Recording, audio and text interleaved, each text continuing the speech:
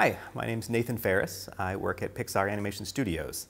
I am currently a set supervisor there, and I was the set supervisor on Lightyear and on Incredibles 2. I was the set dressing lead on Finding Dory and Monsters University, and I've also worked on Toy Story 3, Coco, Inside Out, Soul, and before I was there, I also worked on such films as Harry Potter and the Goblet of Fire, Pirates of the Caribbean 2, The Day After Tomorrow, Sin City, and a Korean film called The Host.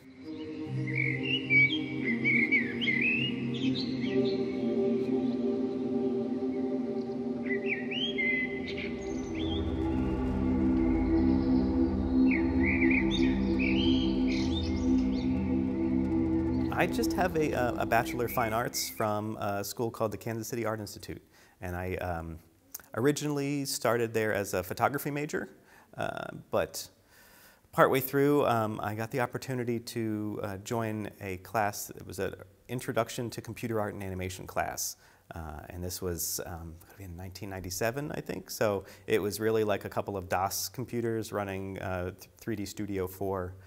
And that was kind of, it got me hooked. I liked to kind of be able to just construct stuff from nothing in the computer. That's been my path ever since. Because originally I was there for photography. I really liked the mixture of I guess like artistic and technical work that film photography took. Like you had to know the technical aspects of working the camera, but also film processing and print processing and like the work in the darkroom, and I really liked how those things mixed. But when I kind of took up the computer work, it was like that but more, because it was still technical, but you were making an artistic thing. And I'm not a programmer. I'm not a code writer. I write a little bit of script, like in software here and there. But I came from like a kind of fine arts direction, and that's been the thing that I've always kind of chased through the career, is try to make pretty pictures, that sort of thing.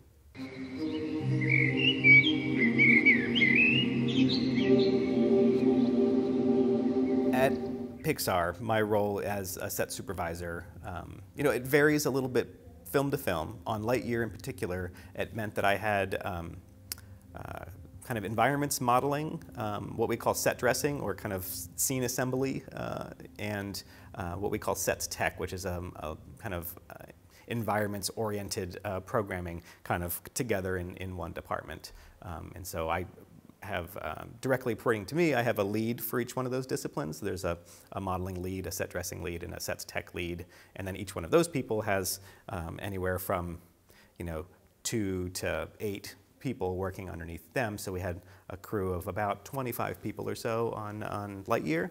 On something like Incredibles 2, we also had shading, or surfacing in that department, as well as set extension and clouds work, which was kind of a Houdini-based bit of work there. And that one we had maybe 50 or so people that came through the department over the course of Incredibles 2 production. So overall, though, we're working together to build the worlds of any of these given films, and everything from the architecture around us to props to vehicles to spaceships, trains, whatever it is that is required that's not the characters and not can affect like water or smoke or fire, things like that.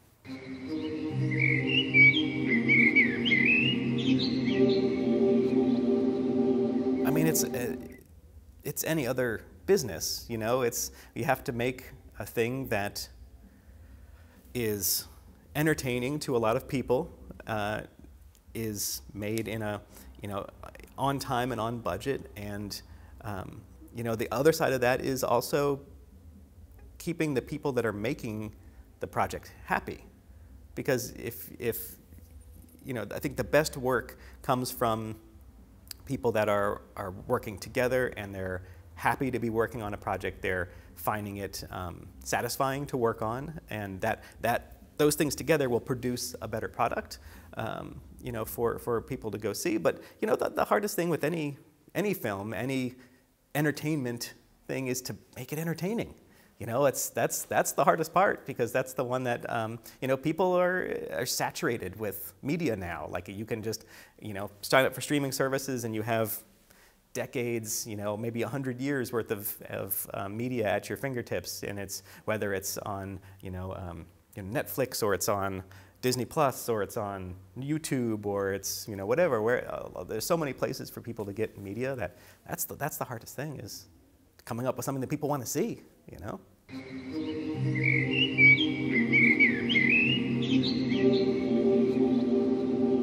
I think variety. I think that's probably the biggest thing that I'm seeing right now.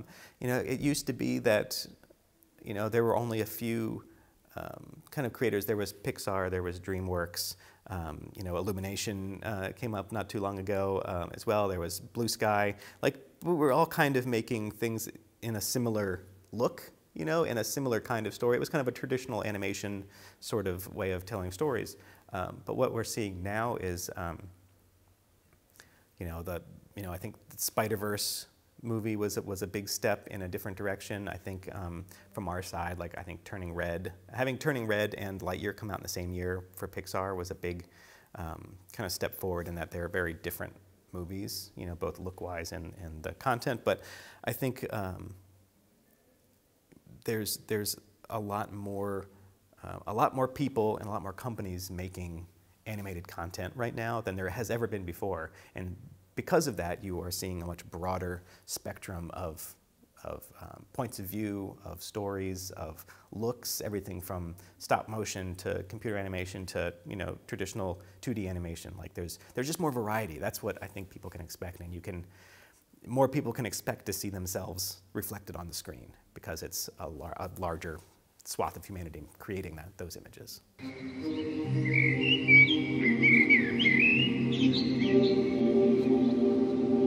I don't think there's any way to avoid artificial intelligence influencing.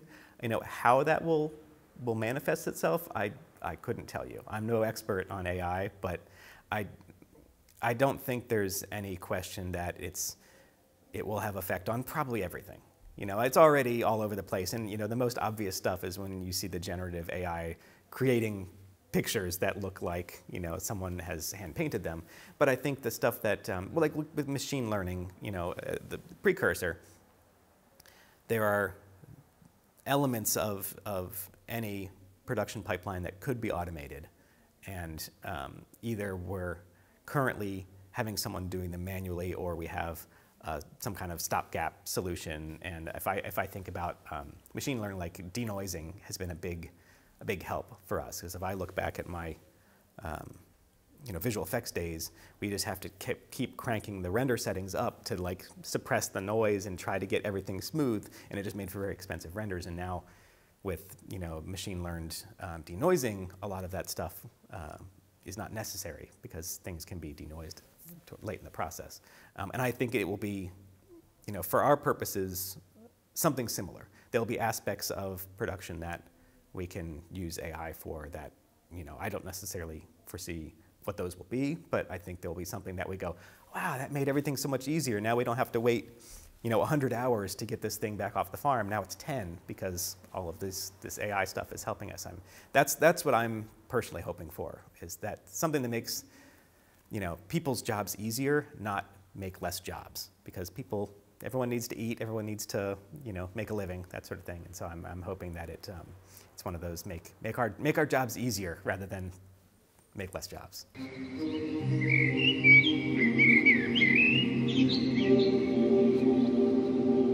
I think there have been a few productions where I really felt like the team that I was working with, we were all together working towards the same goal. And there's projects that have been less of that, and some where people are butting heads left and right. But the place where the project where that was the most the case was actually Lightyear.